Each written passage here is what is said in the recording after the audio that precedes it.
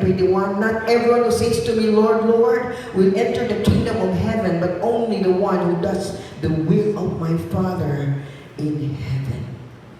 Only those who are doing the will of God can really see the kingdom of God. Amen. Amen.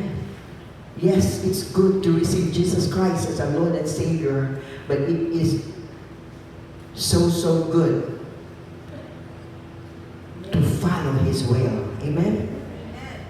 Obedience. Mga importante mo iksuon kanya atong obedience, kanya atong pag-obedient ba ta? No?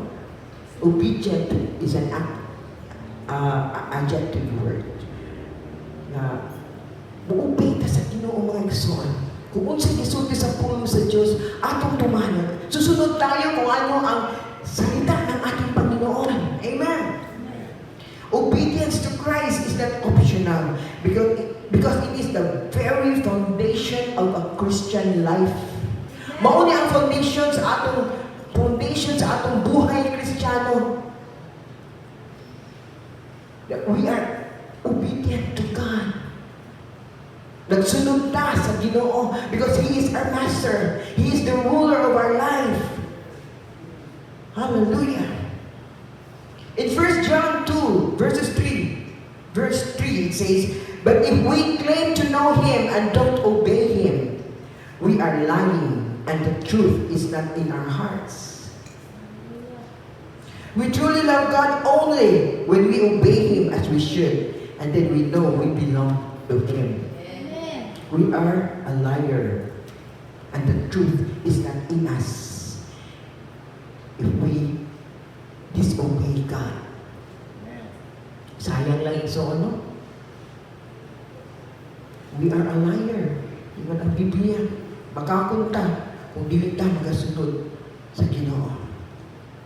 In John 3:36 says, whoever believes in the Son has eternal life. Whoever does not obey the Son shall not see life, but the wrath of God remains on him. This is very dangerous. That's why it is so good. This is so important to really obey the Lord. Obey kita sa Ginoo mga igsoon. Our obedience to God matters to Him so much. Ang atong pag-obey sa Ginoo mga igsoon matters to Him. Muna importante kayo mga igsoon nga mo-obey kita sa Ginoo because obedience matters to God. Daghan kayo mga, we can read a lot of things in the Bible, ang mga tao who are obedient to God, but I just want to choose dalawa. Mga very good example of obedience. And I'm so blessed in the life of Abraham. You know? Si Abraham, grabe ginagaya pag-obey sa Ginoo. God had told him to sacrifice his son, his only son, Isaac, sa Mount Moriah, sa atas ng itis ng bukid. The Lord told him to offer his only son. He did not complain. He did not murmur. Wala siya ni-complain. Wala siya ni-murmur. Wala siya nagreklamo mga igsoon. He brought his son and offered it to God. God had told him to sacrifice his son through this only heir. Abraham and his descendants were to be blessed. It could not make sense to Abraham, but he trusted God and responded in obedience to God. He obeyed the Lord. Abraham heard from God and responded appropriately. We should have the same responsive hearts toward God. Amen? Often that is when God reveals His will for us. The Word of God is what we hear. When we become convinced that God is speaking to us through His Word, we are to respond as quickly and obediently as Abraham did. Ana ang ipangita sa Ginoo mga igsoon. Nangita ang Ginoo mga katawhan na mo-obey sa iyang mga sugo. Mo-obey sa mga butang na gusto niyang pagkabuhaton nato. Kana ang ipangita sa Diyos karong panahon na. God is looking for a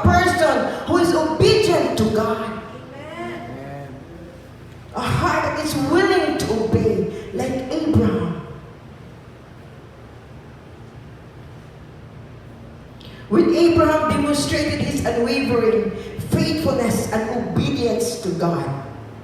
Even when commanded to sacrifice his son, God came to the rescue. Amen? Nakita sa Diyos ang obedience, yung heart na obedient heart ni Abraham. And God rescued him. He provided another sacrifice instead of his son. Amen? Usahay kita mga ginikanan, ang atong mga anak, usahay din nato ma-offer sa Ginoo. Kay gusto nato ang atong will matuman. Kaya kita, di aton kayo, di aton kayo, will. Ikaw anak, kay bright ka, mag-engineer yun ka, mag-CPA yun ka. Dili ta ka-offer sa atong mga anak. No, it's so sad because mayroon kami mga young people, maraming young people doon pa kami sa Iceland at dito. Nagsabi talaga sa amin, may calling kami, pastor, gusto ko sana maging minister, gusto ko sana magpastora, gusto ko sana magpastor, but ayaw ng nanay ko. Ayaw ng mga magulang ko. Gusto nila na ganito ako para daw makapunta ako sa abroad kay doon ang pera. Makakalungkot, no?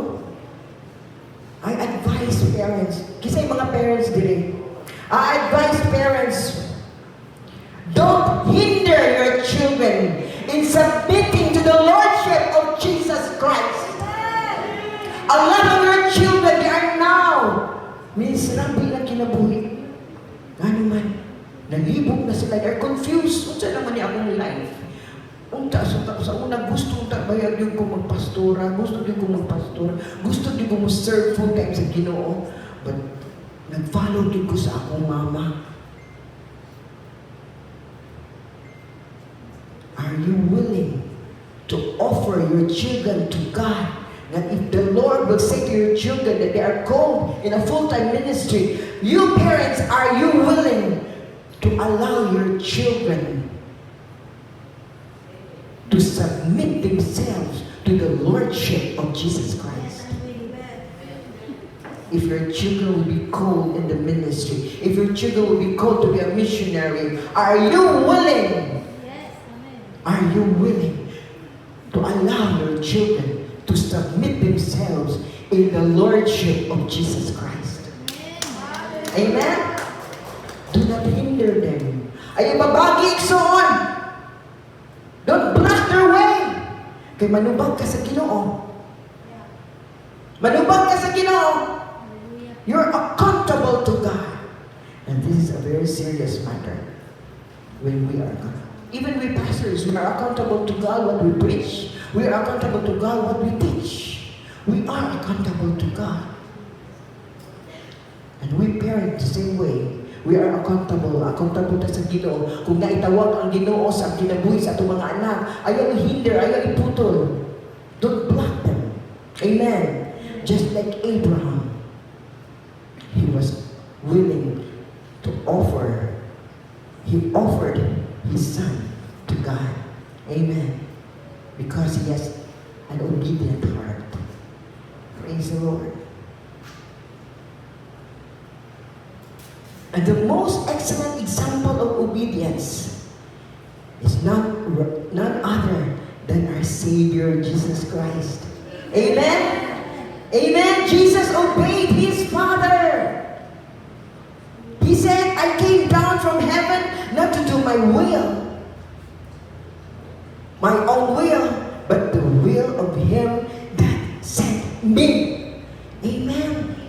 Hallelujah. Maski si Jesus, he acknowledged the lordship of the Father over his life. The Diyos was Jesus, no? God and the Father are one. But he was so submitted to the will of the Father.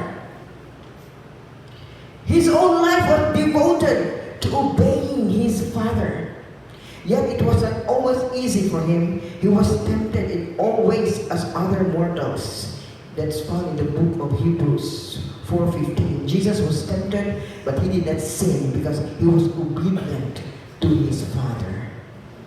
Nasa iya kasing-kasing igsuon nga mo-obey gyud siya unsa ang will sa Ginoo sa iyang life here on earth. Amen. In the book of Philippians 2:8, Jesus, he humbled himself and became obedient to death, even death on the cross. Ay, naka-obedient ang Ginoo. Nag-obey din siya sa iyang amahan, na even unto death, sa kamatayan sa cross. Ingon siya, Father, not my will, but thine be done. Amen. Jesus was not subject to people. He was obedient to God. His life was not taken, but rather offered because of his obedience. Anak mga igsoon, it takes a lot of sacrifices sa atong kinabuhi kung gusto kita mo obey sa Ginoo.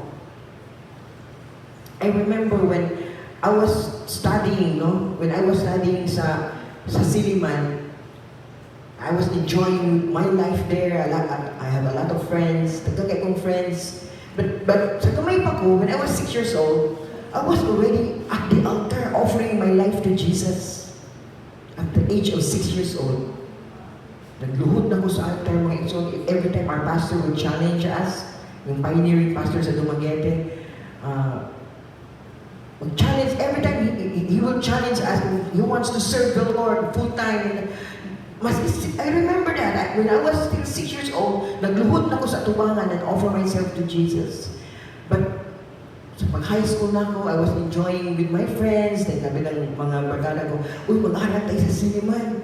Hindi, tubo ko sa Siliman. Nag-aral ko dito because we were privileged because staff man na akong papa sa Siliman. So namin 50% off sa tuition as scholar. No? Basta anak ka of staff and faculty.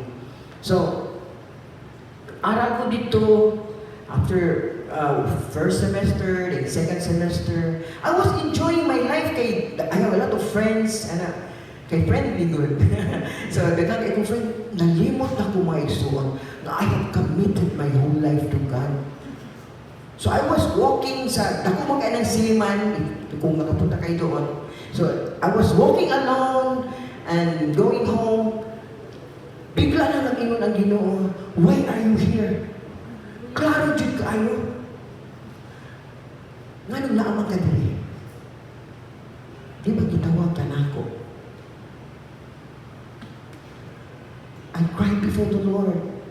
And when I reached home, I told my mother, Ma, i-remind mo ko sa Ginoo nga, He has called me.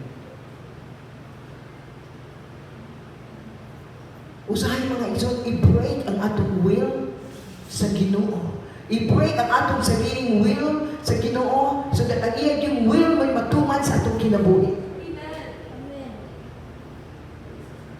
But the question is, are you willing to submit to His Lordship? Are you willing to submit to His Lordship? I-pray ko sa iyong atong kabubuton. Kaya kita mga tao, all of us, we want our own will, di ba? Kisay honest, babe? Atong mga plano, atong mga desire, di ba? Especially sa mga parents, kung sa atong will, kung sa atong desire, sa atong anak, gusto na to, matuman yun. Kung sa atong mga dreams, this morning, are you willing to fulfill not your dream, but the dream of God to happen in your life? Are you willing? Willing ba ka? Mo-submit sa imong kaugaling dream. You have your own dream. But are you willing, if God will call you, are you willing to submit to His Lordship and follow His dream in your life? We have a friend sa San Francisco. Anak ni siya ang pastor. She's a beautiful lady, pang model ba? Ang iyang boyfriend, pamangkin ni Senator Loren Ligarda. Ang iyang boyfriend. Big time. Every time mo ato si Senator Loren sa San Francisco, tuwagin siya sa family. Parang part na siya sa family ba? She was close already to the family.